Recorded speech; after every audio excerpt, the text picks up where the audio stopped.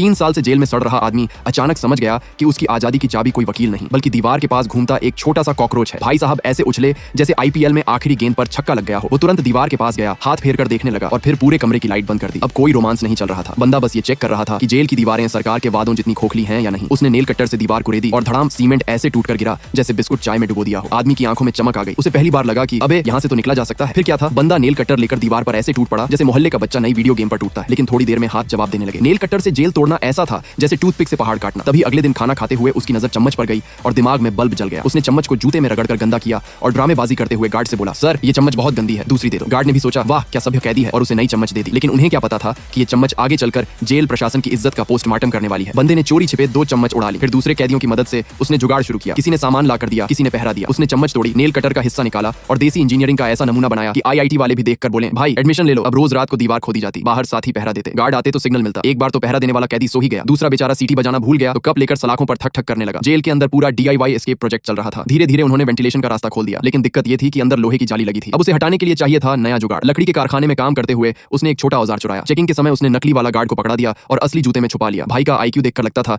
कि पैदा होते ही डॉक्टर ने कहा होगा ये बच्चा बड़ा होकर सिस्टम हिलाएगा। आखिरकार जाली निकल गई।